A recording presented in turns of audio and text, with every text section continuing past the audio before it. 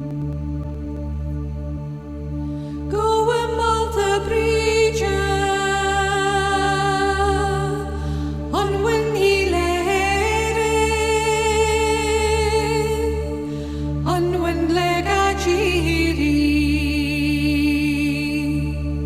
Malta mishkoleri, Lokren Ganalaina, Sanchu Fanechira, Kenner Orgavera, Kenna Monerbinia.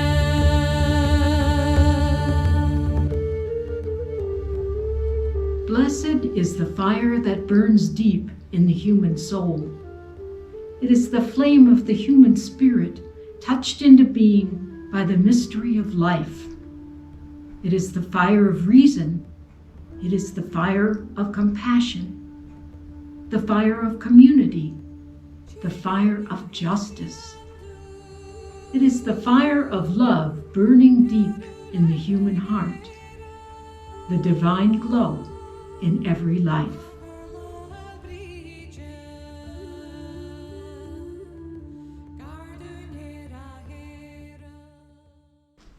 Welcome to the Unitarian Universalist West Side congregation.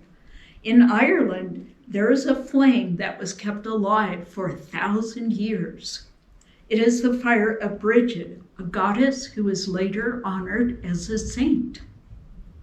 Tomorrow is Bridget's feast day, a special time for us to explore the stories of Bridget and to consider what that flame could mean for us here in 2021. In September 2018, Carol Eaglehart and I went to Ireland on a pilgrimage to sacred sites. It was a deep experience. We not only explored ancient stone circles, we visited Bridget's wells and met the women who are keeping Bridget's flame alive today. We hope that what we share with you will help light the path on your own search for meaning. It's customary to begin our services with announcements, but we're recording this early because as you watch this, I will be traveling to Florida. So check your email from Reverend Nancy to get the latest announcements. In honor of the goddess Bridget, we would like to take a moment to call upon the spirits of the four directions and invite them to be with us. We begin with the East. Spirits of the East, spirits of air, we call upon you. Winter winds, gentle breezes of spring, come to us. Bring the breath of life and inspiration. Spirits of the East, be with us. Spirits of the South, spirits of fire, we call upon you. Crackling hearth fire, waxing sunlight, come to us. Bring the purifying power of your flames. Spirits of the South, be with us.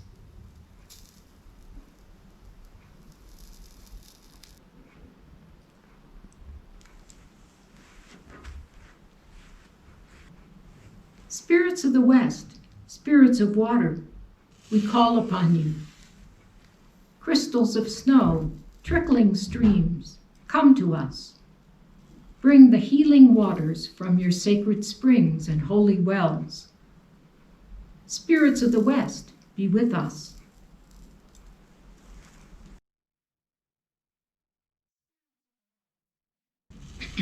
Spirits of the North, spirits of earth, we call upon you. Quiet fields, first buds of tree and flower, come to us. Bring the secret knowledge of the sleeping seeds. Spirits of the North, be with us.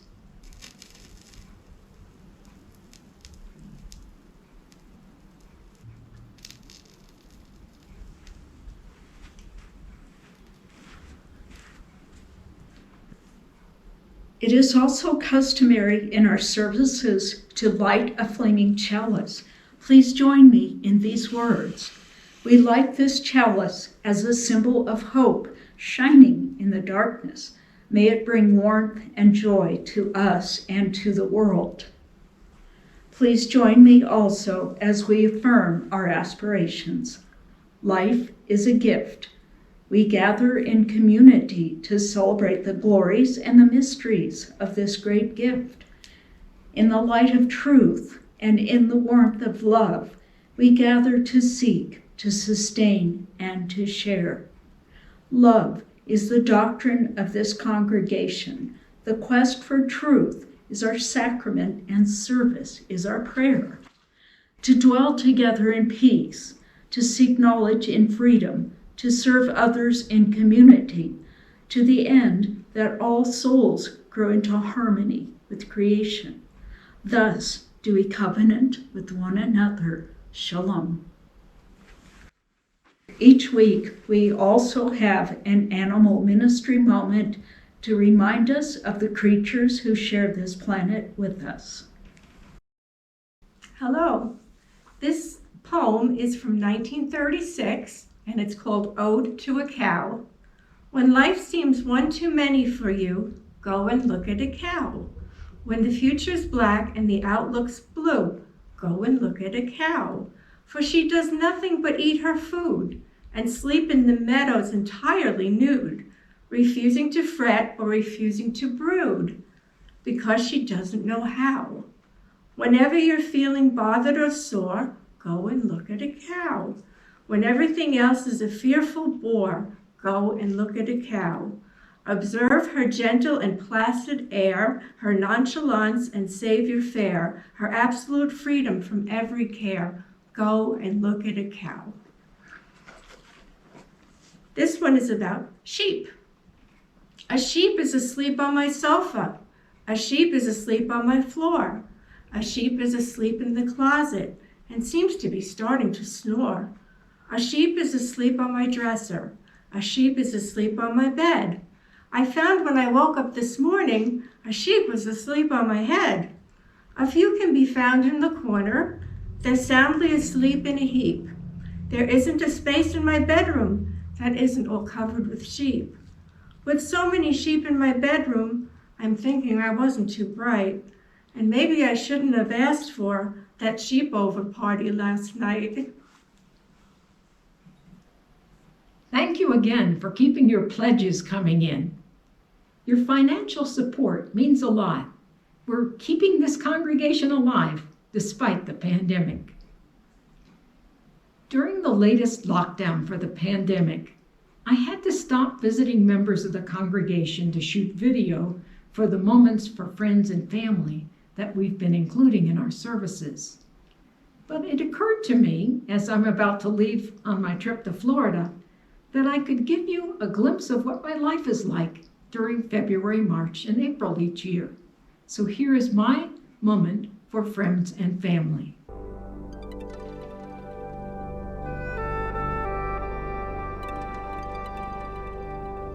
Each year, I rent a place at Key Largo Campground in Marina, an RV park on the Atlantic side of the Florida Keys.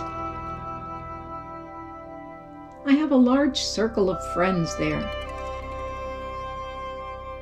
Some of us keep in touch all year. Before the pandemic, we would have special events like kayak races. That's me on the right, leading the pack. 2 years in a row, I won a blue ribbon for being the first woman across the finish line. We would have dances and large dinners and luncheons and early morning water aerobics.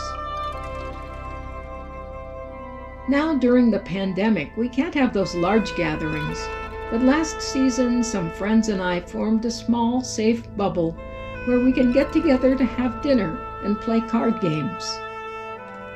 Even before the pandemic, I would wear a mask. Yes, snorkeling is one of my favorite activities.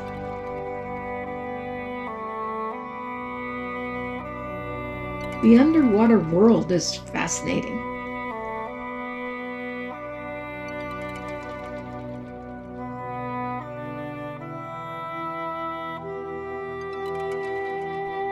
And sometimes, if I'm very lucky, I meet a new friend.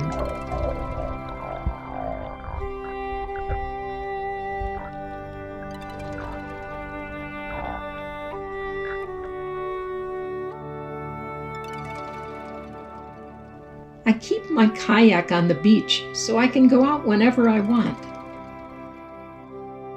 It's especially beautiful to go out at dawn.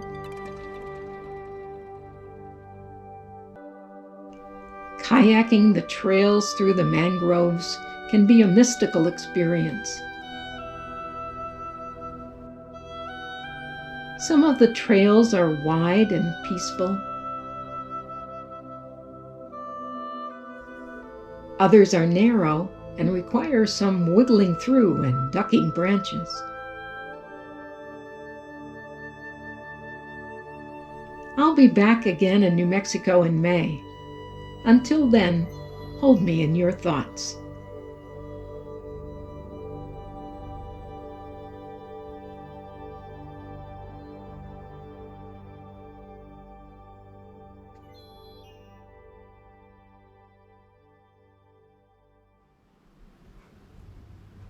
We will do our time of joys and concerns a little differently today. If you have a personal candle, draw it near to you now and light it as we consider the joys and concerns that arise for us today. First, think about what joys and what concerns you have for our country and for our world. We light a candle for those joys and concerns. Now think about the joys and concerns you have for your family and your friends. We light a candle for those. Now think about the personal joys and concerns you have for your own life.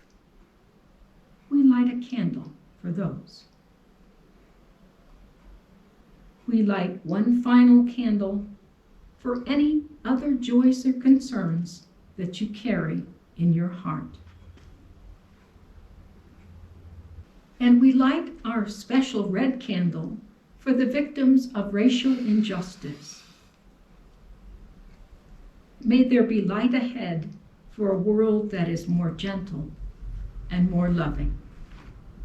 Blessed be. Before we do our moment for centering with music today, I'd like to talk about the image that you'll hear about in the song.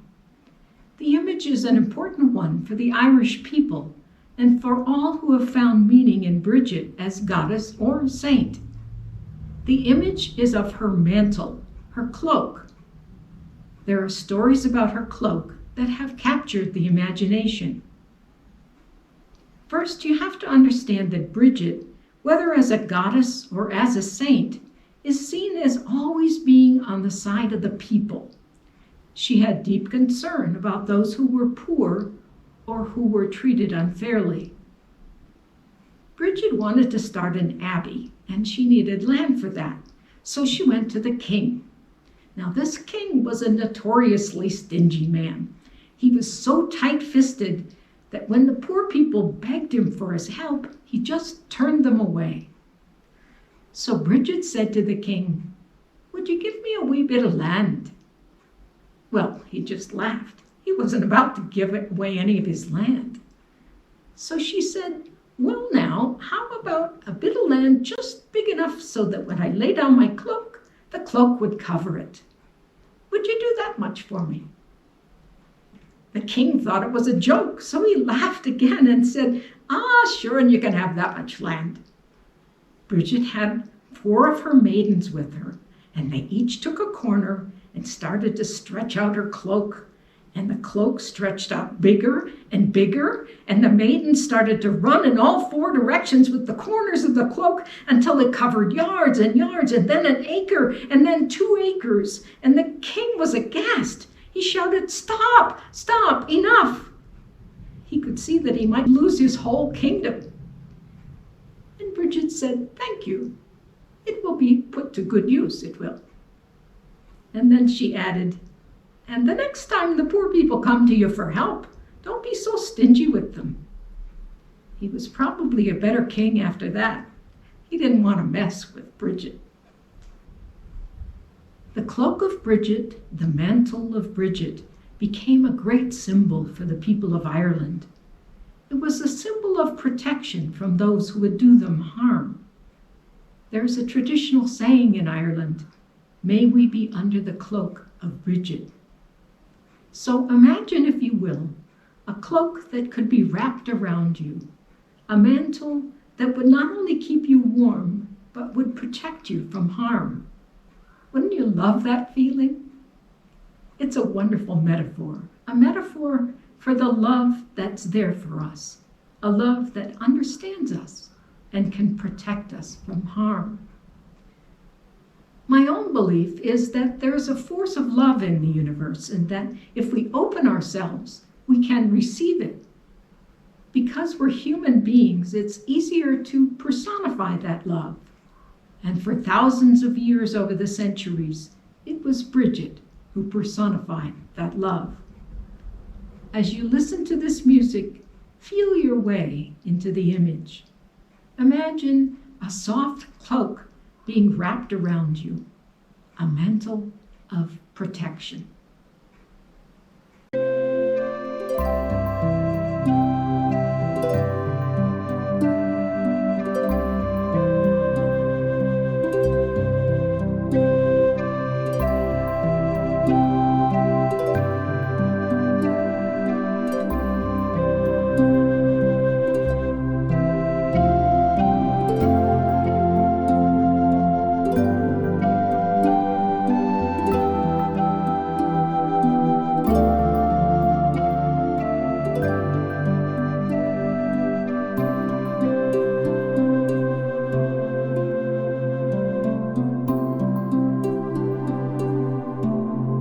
Spread your mantle of blessing upon us, as true pilgrims we face life's journey.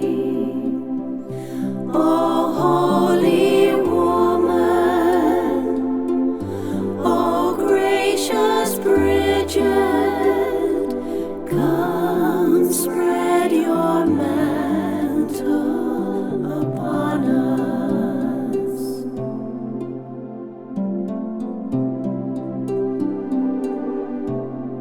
Spread your mantle of blessing upon us, as true pilgrims we face life's journey. O holy woman, O gracious Bridget, come spread your mantle upon us.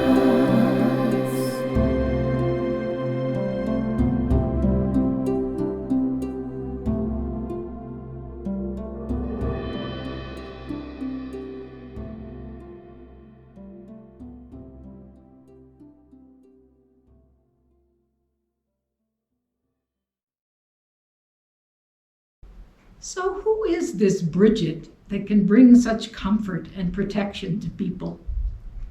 To begin with, Bridget is a goddess, and not just any obscure run-of-the-mill goddess. She was the image of the divine, not just for people in Ireland and the British Isles, but in mainland Europe as well. She was on a par with Isis and Ishtar. She was so important to the people that when Roman Catholicism tried to take hold, they had to somehow incorporate Bridget. So they turned her into a saint. The goddess Bridget was said to have been born at the first light of dawn with a crown of fire glowing from her head. It's said that people came running because they thought the house was on fire. But no, it was little Bridget. Her name, which is sometimes called Breed or Bride or Bridie, comes from the Old Irish, meaning fiery arrow. She had such brightness that wherever she walked, flowers blossomed and shamrocks grew. She radiated inspiration, knowledge, and healing. Bridget had a son, but he was killed in battle, and Bridget was so distraught as she sang and wept over her son's body that her cries were heard throughout the length and breadth of Ireland. It is said that this was the beginning of Irish women keening, a high-pitched wailing for the dead. So Bridget was not untouched by sorrow. Because she had lost a son, she understood the sorrows of others. Bridget's feast day was so important to the people that when the Catholics came in, they had to figure out a way to celebrate it. So they called it Candlemas. They would have processions and bless all the candles that would be used throughout the year. The priest would also take a candle and hold it to the throat of each person to protect them from illness. Now, while Bridget is a goddess of flame, of fire, it's interesting that she's also a goddess and a saint connected with water. There are holy wells dedicated to Bridget all over Ireland. We went to some of them. This is the oldest well, dedicated to Bridget at Kildare. People come to these wells with prayers for healing. The goddess Bridget is associated with healing, and that same healing came to be associated with Saint Bridget as well. At many of the wells, you'll see strips of cloth or ribbons hanging from branches, a sign of the prayers of the people. That's what you're seeing here. One tradition is to dip the cloth into the water of the well and then tie it to a branch while offering a prayer, such as a prayer for healing. Sometimes, if there's a covered place nearby, people will leave photographs or messages about their healing. Look at all the piles of messages and items left at this particular well. There was also a big statue of Bridget at this well. She had her own little glass house, kind of like a telephone booth, to protect her from the elements. The festival associated with the goddess Bridget is called Imbolc. It starts the evening of February 1st and ends at sundown on February 2nd. It falls about halfway between winter solstice and spring equinox. It's sometimes called Yulmulk, a word that means the beginning of lambing time, when the ewe's milk begins to flow. Bridget is associated with milk. Sometimes she's pictured accompanied by a cow, and then sometimes by a lamb. You know how we set out milk and cookies for Santa on Christmas Eve? On the eve of Bridget's Day, the people in Ireland would set out milk and a piece of bread with butter on it because it was thought that Bridget might come and visit the house that night. And some people would also set out an ear of corn in case her cow was hungry too. That night, people would put out some clothing or a scrap of cloth on a windowsill or on the ground for Bridget to bless. They would place candles in every room of the house so it would be inviting to Bridget. They would even smooth the ashes in the hearth so that in the morning, if they saw any marks in the ash, they would know that Bridget had been there. They would also make little Bridget dolls out of straw or corn husks and make a little bed for the doll, Bridget's bed. They would also fashion what are known as Bridget's crosses out of straw or reeds. Actually, they're not really crosses. They're symbols of the sun with 4 sunbeams. And they're not supposed to be hung straight up and down, but tilted like a wheel. You can see that they resemble a swastika. Before Hitler got hold of it, the swastika was an ancient sign of life. The word swastika comes from Sanskrit, meaning conducive to well-being. Bridget's symbol is used as a sign of protection, not only in houses, but in barns to protect farm animals. It's a way of focusing intention, putting out the thought of well-being into the universe. Would you like to see how they're made? Donna's going to show us right now. You might want to make your own. It can be a form of meditation. In Ireland, they're usually made from reeds found in the wetlands. But here in New Mexico, we can use the yucca plant. So first thing you want to do is pick about, I'm going to make a small one, so I need about 16 of them. And then what you want to do is trim them to size by cutting off the sharp points. You leave one of them long and fold the rest of them in half.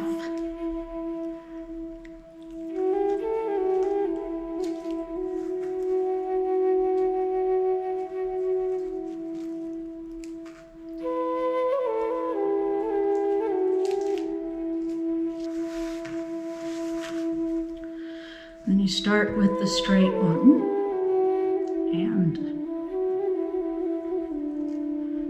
attach a folded one.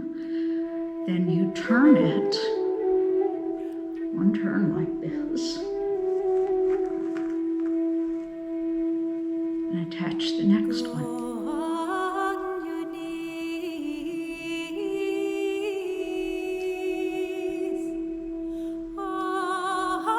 And each time you give it just one little quarter turn before attaching the next one on top.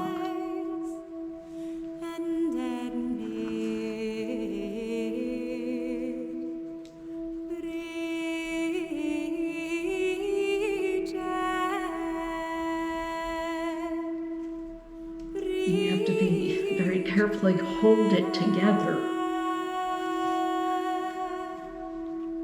as you go.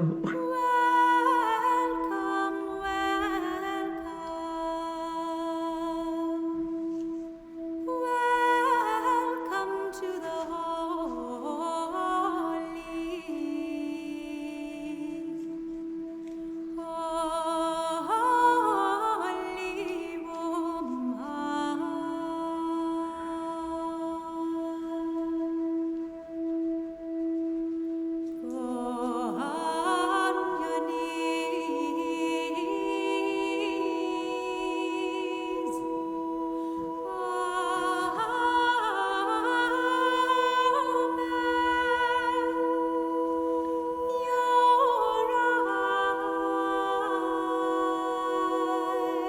And you want to keep adding these until you've gotten at least 4 yucca leaves on each side.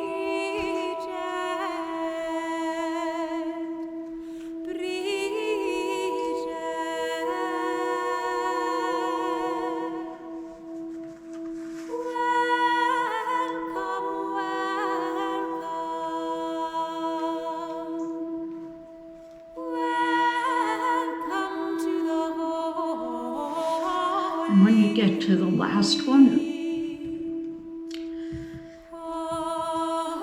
want to put it in to where it goes through this. You kind of make a loop at this one here and put it in to where it goes through the loop.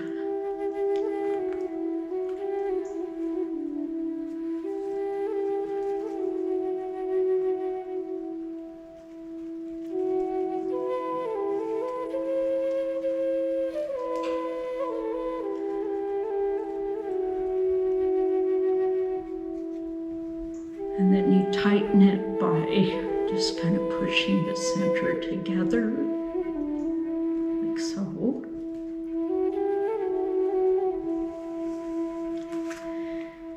And then take some handy little twist ties and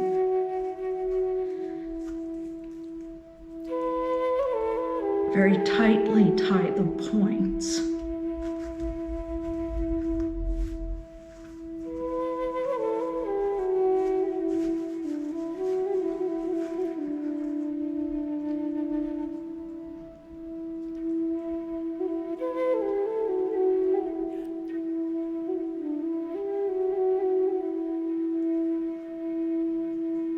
And once you've gotten it to the shape that you want it, you'll cut 4 equal pieces of yarn.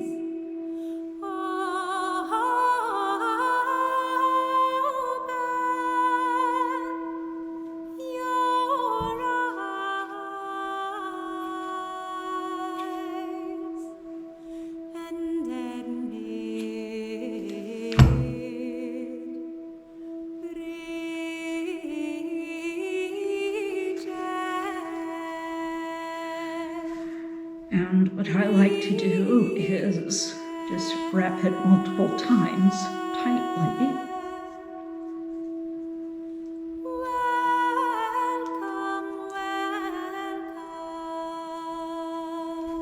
and tie it. Welcome to the holy woman.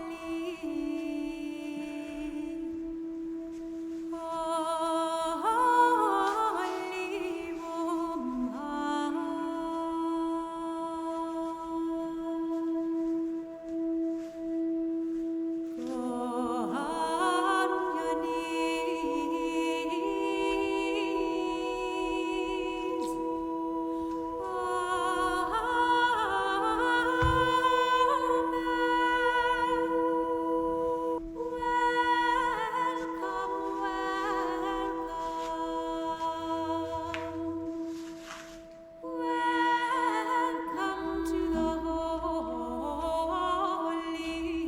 And when you're done tying it, you just sort of push it together, and there you go.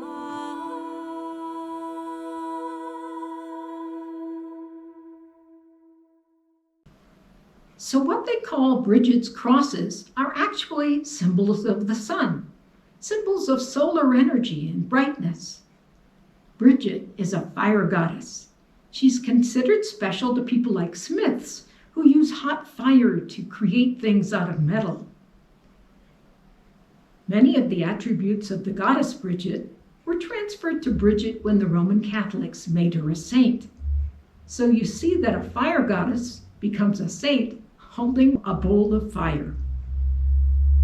Speaking of the sun, there are sunbeam stories that became associated with Bridget the saint. It's said that one day, it was a misty, moisty kind of day. A lot of days in Ireland are misty, moisty. And when Bridget came into her house, her cloak was damp. There was one sunbeam coming through the window, so Bridget just reached out and hung her cloak on it to dry. It's said that there was a bishop with her who observed this. He tried hanging his cloak on the sunbeam too, but it didn't work for him. It just fell down in a puddle. There are lots of great stories like that about Bridget. To begin with, it's said that Bridget the Saint was born a slave in the 5th century. Her father was a great chieftain, but her mother was a slave, so that meant she was a slave too. The legends say that when she was a young child, she was sent to help the dairymaids with the milking. The milk would be churned into butter for the household. She dutifully milked the cows and then turned around and gave away all her milk to the poor people living nearby. Then it was time to make the butter. And lo and behold, there was still enough milk to make the butter. And the butter increased to twice as much as they could have expected. Bridget promptly took the extra butter and gave that to the poor people as well. Over time, Bridget's father got really irked about her giving away his goods to charity. When she was a young woman, he decided he would get her off his hands. He decided to take her to the King of Leinster and sell her to the king. Remember, even though she was his daughter, she was a slave. So he put her in his chariot, and off they went to the king's household. When they got there, her father told her to stay in the chariot while he went in to talk with the king. While she was waiting in the chariot, a poor sick man came by, begging for alms. Bridget looked around for something to give him. The only thing there was her father's sword, a fine, beautiful sword with jewels embedded on it. So she promptly took it and gave it to the poor sick man. who probably couldn't believe his luck and hurried away with it. Inside, her father was complaining to the king about his daughter. He said nothing will stop her from selling my goods and giving them to the poor. Then he went out to the chariot to bring her inside and found that she had given away his sword. He was not a happy man. Now the king was not stupid. He asked Bridget, "If you came to my household to be my bondmaid, how much of my wealth and cattle would you give away?" And Bridget was honest. She said, "If I had your wealth, I would give it all." The king was impressed and praised her to her father and told her father to set her free. And of course, the king was smart enough not to take her into his own household for fear she would give everything away. Bridget was kind not only to poor people, but to animals as well. One day she was cooking some ham for some very prestigious guests when a thin and hungry dog came up to her and begged for food. So she cut off a chunk of the ham and gave it to the dog, and another piece, and another.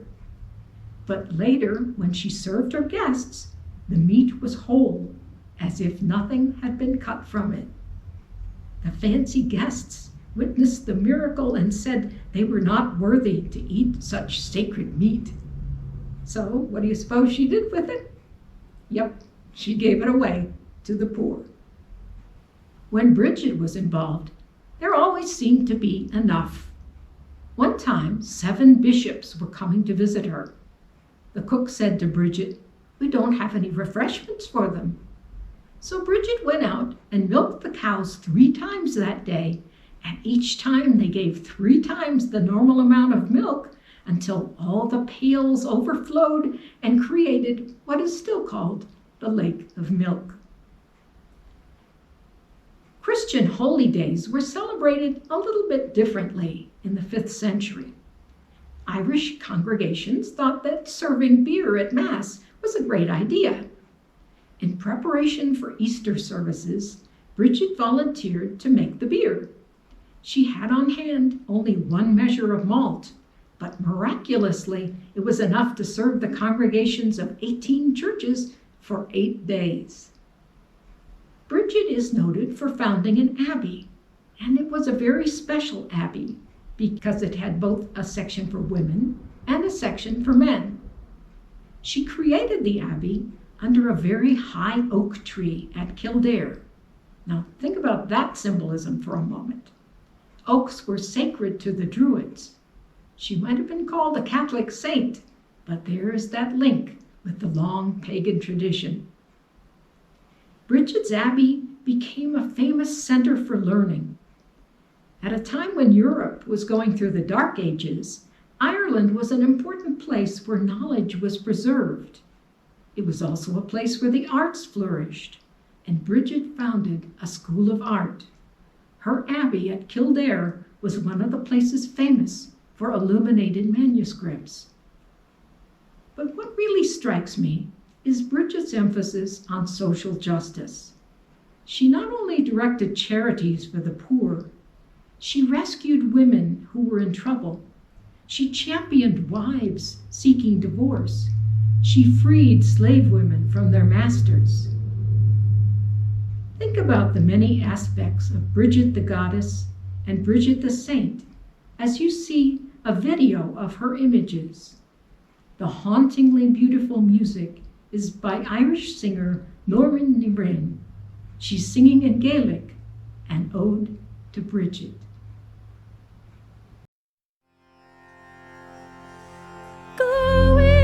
Ki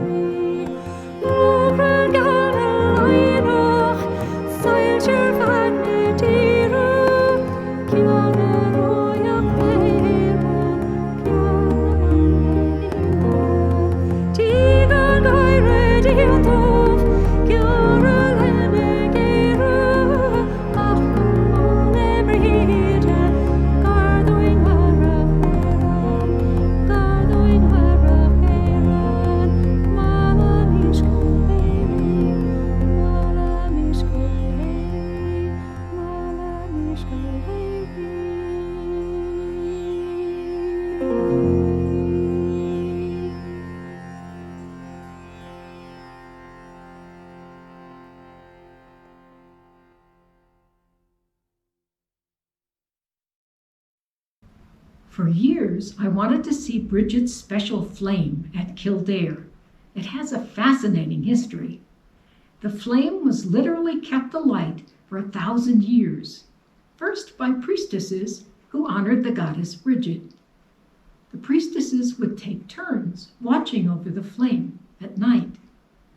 They honored her as a goddess of healing, a goddess of inspiration, who inspired the arts and poetry, who cared deeply for the people. But what happened when Roman Catholicism came to Ireland? The flame didn't go out. It was kept alive by a group of nuns who honored Bridget the Saint. Think of it. It was a different religion, but the essence of Bridget was the same. She held a very special place in their hearts. Bridget's flame was put out twice.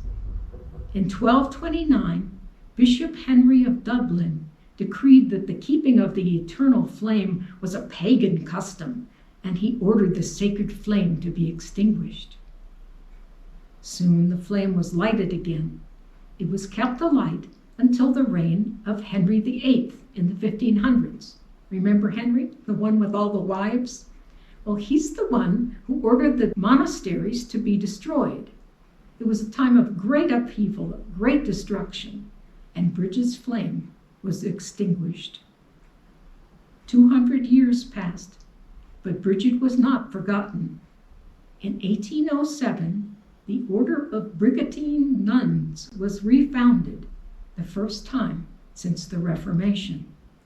The sisters immediately opened schools in the neighborhood, not just for rich families, but for the poor.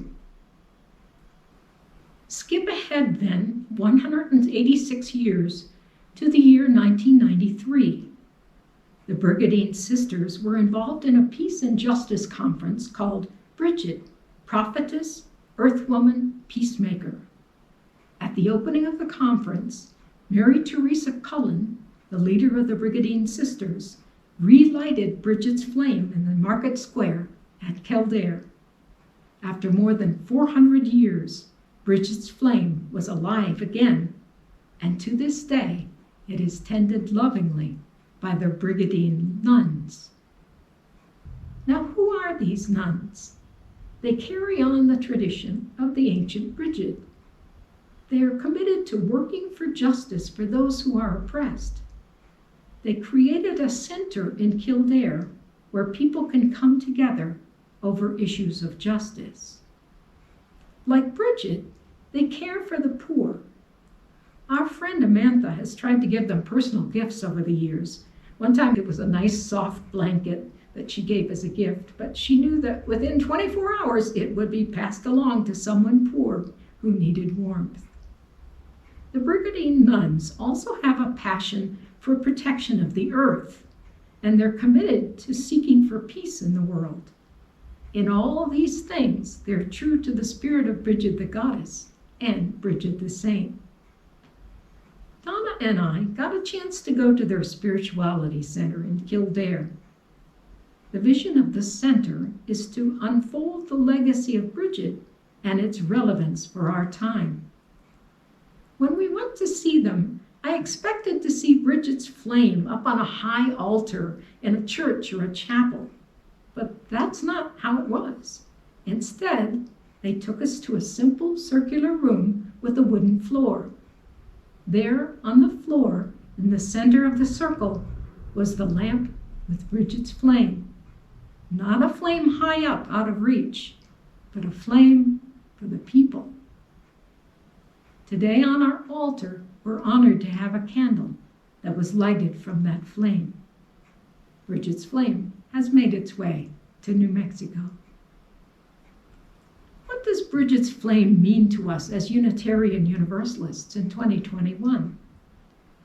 To me, it's the fire of passion, a passion for justice for those who are oppressed. We need that fire now as much as we ever did. In this past year, we've witnessed the injustice of a racism that's rampant and heartbreaking. We know the names of some of the victims of that injustice, like George Floyd and Breonna Taylor, but there's so many more that face it every day. May the flame of passion light us to action to address systemic racism in our country. We have also seen the injustice of economic inequality, which has become even more apparent during the pandemic. The income gap has widened every year between the rich and the poor. People with lower incomes have had limited access to health care, leading to underlying conditions that made them more vulnerable to COVID-19. People have struggled to pay for things like insulin, and those who make these drugs seem interested only in profit. What do you think Bridget would say to that? To me, Bridget's fire also stands for a passion for justice for the earth, which has borne such injury. A passion for clean water and clean air so that all of the creatures on the planet can live and breathe. It's a fire that can burn in our hearts and move us to stand up and speak out. May the flame of Bridget become a symbol for us today and inspire us to work for justice in the world. Blessed be. We want to thank the spirits of the directions for being with us today. Spirits of the North, thank you for being with us. May we learn to nurture the earth and bring the seeds to fruition. Spirits of the West, thank you for being with us. May we honor your healing waters. Spirits of the South, thank you for being with us. May we remember to share the warmth of your fire with those who are out in the cold. Spirits of the East, thank you for being with us. May we bring the breath of life into our troubled world. It's time now to extinguish our chalice. Please join me in these words. We extinguish this chalice, but we carry the light within us, the light of hope, the light of joy, the light of love. Go forth now and allow the warmth of Bridget to embrace you. Allow the light of her flame to guide you. Allow the love of her blessing to protect you. Now and forevermore, blessed be. 이간 가이레 디오토 겨울